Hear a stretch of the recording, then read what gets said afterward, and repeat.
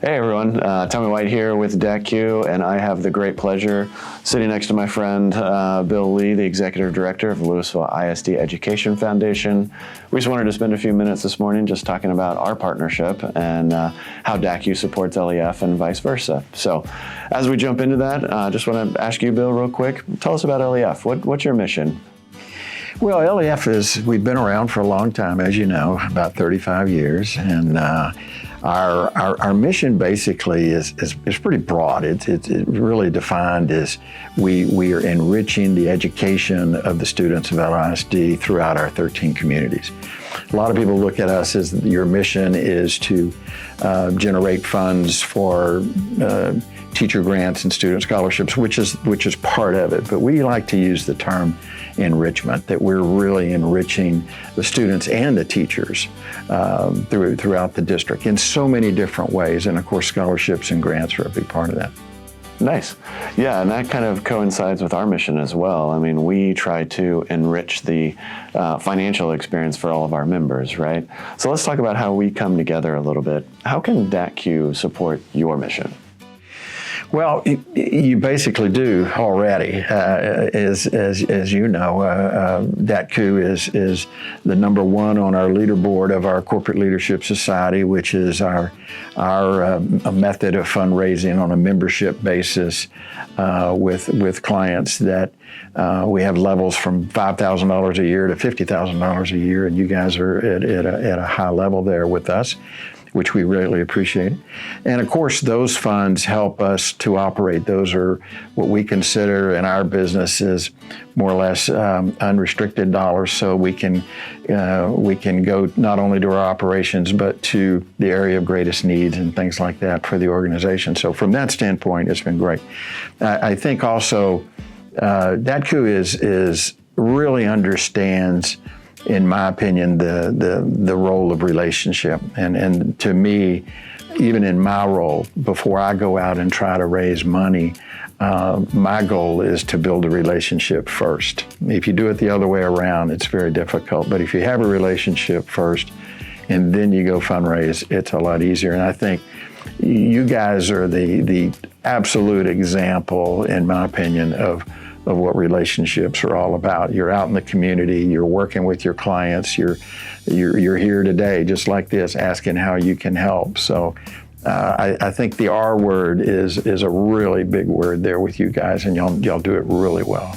Absolutely. Well, we appreciate that, and we certainly appreciate working with you guys because of that relationship, right? It's easy for us to accomplish mutual goals by just picking up the phone and saying, hey, Bill, what do you think about this? And vice versa. So we really do appreciate that.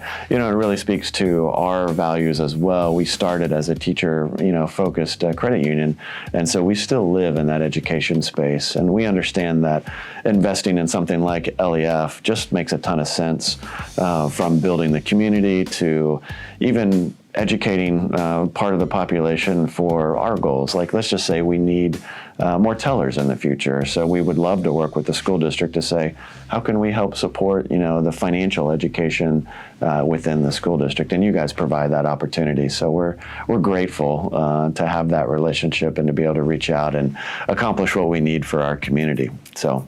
Well, and I think the flexibility is the word there too. You guys are very flexible on your end, and we like to say not only LEF but also LISD, flexible to be able to do that. Like you said, what a great idea to be able to, on y'all's end, to think, hey, we need to enhance our area of our tellers. And you have a source that you can immediately go to here to actually sit down and build a program around that. And so I think that is the whole thing about community banking and community relationships like that, because you get into the big pictures like that and something like that just wouldn't be possible. Yeah, absolutely. Well, Bill, let me ask you one more question then. We know the value of partnering with LEF. We understand why we need to come alongside you and help out. What can we do to convince other businesses to get involved as well? That's a really good question, and one that I think there's definitely some roles that you guys could help in that area with us. And I mentioned corporate leadership, and that is a really good, and I will say that was for y'all out there, you may know that was a brainchild of Mr. Tommy White, the corporate leadership program. So, that is such a strong area for us, and we are one of hundreds of 501c3 organizations in Denton County, as you know. And in some cases, I hate to say, but a lot of us are going after the same monies. We're going after the same people, the same organizations. And my goal is to rise above that and to go another level or two above that. And that involves different caliber of clientele and different relationships and different understandings. And it takes us in a different echelon of education. And I think that's where our relationship could really go further with you guys, with DATCU helping us understanding that part of the financial world a little bit better. And who those players are, how to reach them, how to communicate with them. We've put together a more or less like a steering committee, a fundraising steering committee. Everything from, we have some elected officials on there, we have some bank presidents, we have some financial advisors, people that have been very successful in running businesses in this community. And we're meeting now on a semi-regular basis to discuss that same thing. So I think having a financial aspect to that with somebody like DATCU could really help us in understanding that, how to get us to that next level. Yeah, very nice. Yeah, again, I mean, we're speaking the same language here for sure. From a donor's perspective, one of the things that we sometimes struggle with is having those nonprofits who say, hey, for $500 you can have a table at this event. Hey, for $500 again, you can have a golf team, or whatever, and feeling like we get asked multiple times a year. But when you all come to us and say, here's the plan for the entire year, here's what your donation gets you at X, Y, and Z, we can write one check and then kind of annualize it throughout the year. It really helps our books, and it really helps us understand what we have with a foundation or with a nonprofit. So we certainly appreciate you continuing that process and growing it and making it more clear. So I would recommend other businesses and companies out there, if you're looking at where to invest, this is probably one of the smarter places to do so. Just not just for bookkeeping purposes with the one ask a year, but also the long-term investment in terms of you're really providing resources and tools to students who can grow and learn in the field that you want them to. So it really is smart to get involved with your local school district, especially through the foundation. So exactly right, and you hit it on the head with the from a donor's perspective of them having to be in a situation all the time of being hounded by everybody on this event and that event, and how many golf tournaments are there that are all going at the same time, and how many galas, and to be able to have a one-time type thing where when you invest in a level that we have in the corporate leadership, then the first huge benefit to the donor is they're guaranteed a huge exposure slot of branding and marketing that we'll do for them for the entire year. Yeah. Automatic. It's automatically in there. And so that is a big plus. I think it's a win-win for everybody when we're able to do that. Yeah, and even from a logistic perspective, like you hit the nail on the head there with, we're constantly sending out our logo to different places and saying, hey, can you tweak this? This isn't quite right. Can you change this? With this, it's kind of a one-stop shop where we send you our information at the beginning of the year and then we forget about it, and you just keep using it throughout the year at all the events. So it's really a good fit for us. Yeah, I hear you on the golf tournaments. I love golf.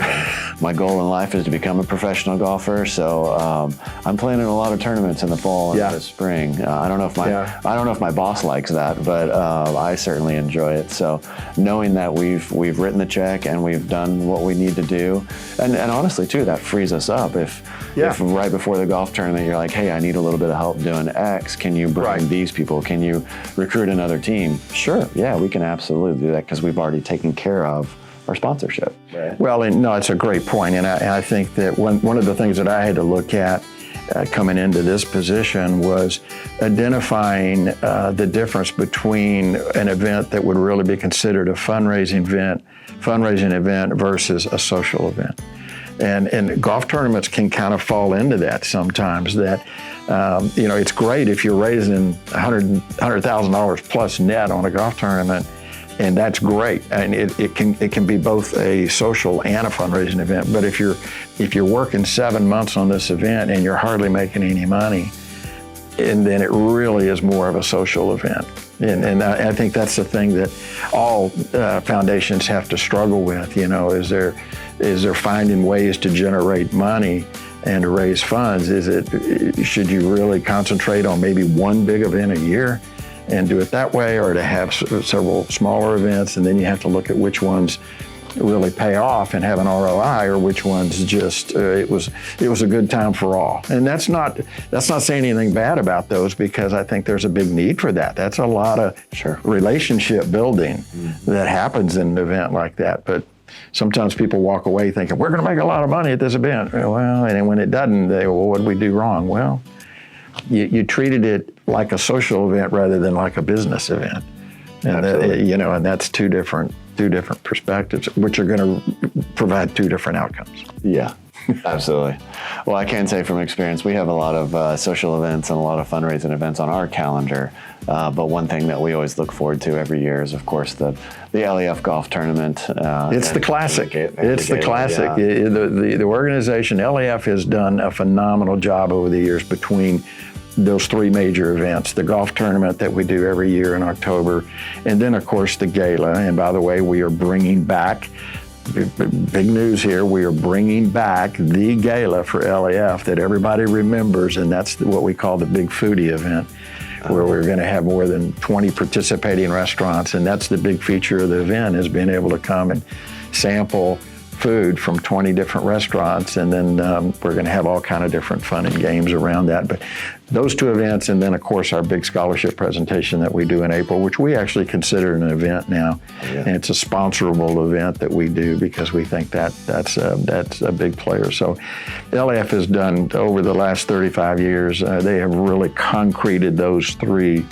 events in. So you're right, when people think of a golf tournament, we want them to always think about the LEF Classic, and then when they think about a gala, we'd love for them to think about ours as well. Yeah, for sure. Yeah, we, like I said, we attend a lot of golf tournaments, and so it's sometimes hard to field a team.